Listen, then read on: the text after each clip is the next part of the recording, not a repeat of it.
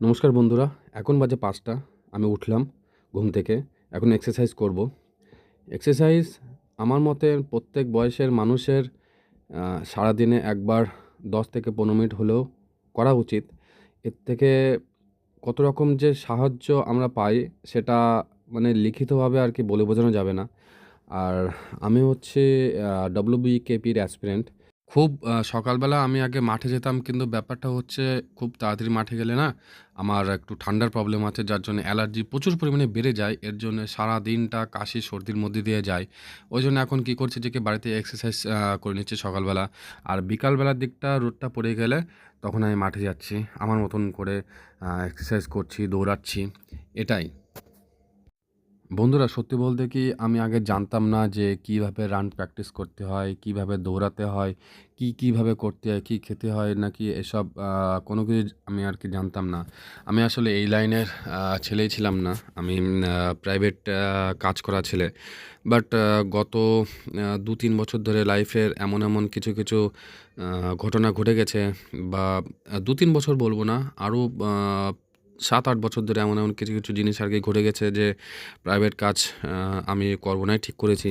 ওই জন্য যে শেষবারের মতন আর কি লড়াই করে যাচ্ছি যে ডব্লিউবিতে বা কেপিতে কোনোভাবে যদি চাকরিটা হয়ে যায়।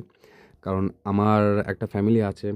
ফ্যামিলিতে আমার বিশেষ করে আমার ছেলে আছে। ছেলের জন্য আমি আপ্রাণ লড়াই করে যাচ্ছি যে তাকে কিভাবে আমি ভালো রাখতে পারি। আসলে প্রত্যেকটা বাবা-মাই চায় যে তার যা যে বাচ্চা আছে তার তার যাতে ভালো হতে পারে, তার জন্যে কি বেটার করা যেতে পারে। মানে সবসময় এটাই আর কি মাথায় আমার চলে। আমার মা আছে, বাবা গত বছর আমাদের ছেড়ে চলে গেছে। এই হচ্ছে আমাদের ৪ জনের ফ্যামিলি। তো আমি সবসময় চেষ্টা করছি যে আমি কিভাবে আর কি করলে আমি আমার ছেলেকে একটা বেটার ভবিষ্যৎ দিতে পারি। আসলে প্রত্যেকে চায় হয়তো ওই জন্যে সবসময় নিজেকে ফিট রাখার চেষ্টা করি। গত বছর বিএসএফ এর জন্য আমি ট্রাই করেছিলাম। বাট আমি সেখানে রানে অল্পের জন্য আমি পাস করতে পারিনি। তো সেখান থেকে একটা জেদ মাথায় চেপেছে যে আমি কি করলে রানটা কমপ্লিট করতে পারি। তো এই ছোটো ব্যায়াম আছে যেগুলো সবাই বাড়িতে করতে পারো, যাতে মানে নিজের বডিটাও ভালো থাকবে এবং মানে তুমি কাজ করার জন্য আর কি মোটিভেটও হবা।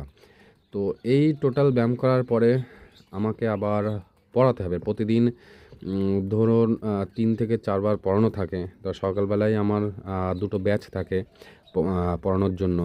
দেখো মানে তুমি যাই করো, তোমাকে আর্থিকভাবে যদি কিছু যদি তুমি না করো, তাহলে তুমি কেন, তোমার সংসারও তোমাকে সঠিকভাবে নেবে না। আর ইভেন তোমারই আর কি নিজেরই ভালো লাগবে না যে তুমি লাইফে কী করছো। যদি একটু মেন্টালি যদি স্ট্রং হও বা যদি ভালো মনের চিন্তার যদি মানুষ হও, তাহলে তোমাকে অবশ্যই কিছু না কিছু উপার্জন তোমাকে করতেই হবে। তো আমার দিক থেকে আমি যতটা সম্ভব আমি চেষ্টা করি।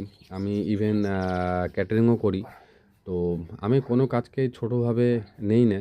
আমি ইউটিউব করার চেষ্টা করেছি অনেক আগেই। বেনের বন মরমরে দক্ষিণ বাতাসে প্রজাপতি দোলে ঘাসে ঘাসে মৌমাছি ভিড়ে যাচ্ছি ফুলের দক্ষিণা বাঁকুড়ায় বাজায় তার ভিখারির বীণা মাধবী বিতানে বায়ুর গন্ধে বিভোর দোলখোল দোলখোল।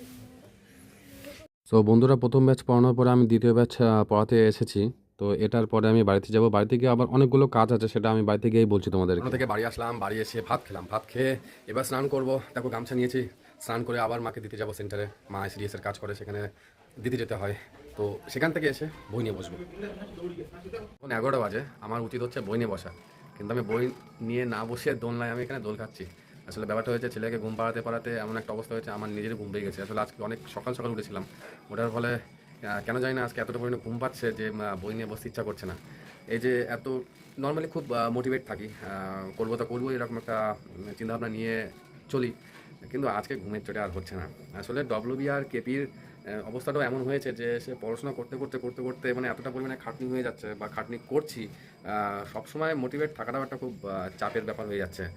যতদিন না তাদের কোনো একটা নির্দিষ্ট রায় কিছু বার হচ্ছে ততদিন মানে সেইভাবে আর আর মানে একটা একটা ফিলিংস কতদিন মানুষ আর কি ধরে রাখবে। 1 বছর 1 বছর হতে গেল, তো এতদিন ধরে ফিলিংস বা এটা ধরে রাখাটা একটা টাফ ব্যাপার। মানে আগের যতটা পরিমাণে পড়াশোনা হতো অতটা পরিমাণে আর করা সম্ভব হয় না। আহ, এখন একটুখানি ঘুম ঘুম লাগছে, ভাবছি একটুখানি ছোটো ছোটো একটুখানি অল্প একটুখানি ঘুমিয়ে নেবো, তারপরে আবার পড়াশোনা করবো। ইভেন বাড়িতে কিছু কাজ আছে। এই ঘরটা, এই যে এই এটা হচ্ছে এটা এটা অ্যাকচুয়ালি আমার পড়ানোর বোর্ড। এই ঘরটাতে খাট আছে, খাটটা নামিয়ে ওটা কী করবো যে কি খাটটা রাখবো না আর যে আর কি কী বলে গদিটা আছে, ঠিক আছে, গদিটা শুধু থাকবে আর বাদ বাকি খাট সব আর কি সরিয়ে ফেলবো। ওটা অবশ্য আমি একটা পরে ভিডিওতে অবশ্যই তোমাদেরকে দেখাবো যে কীভাবে খাটটা আমি কিসে কী করে আমি আর কি টোটাল রুমের লুকটাই চেঞ্জ করে দিলাম।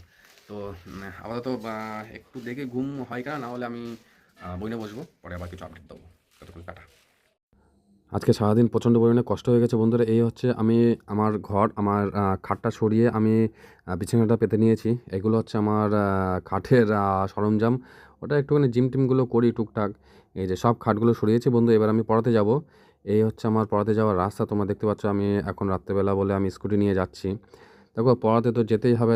সো পড়ে আমি আবার বাড়ি চলে এসেছি, একটুখানি কষ্ট হচ্ছে, একটু রেস্ট নেবো, চা খাবো, তারপরে আমি আবার পড়া শুরু করে দেবো। আজকের জন্য এইটুকু বন্ধুরা, সবাই ভালো থাকো, সুস্থ থাকো, গুড নাইট। কালকে আবার দেখা হবে, টাটা, বাই।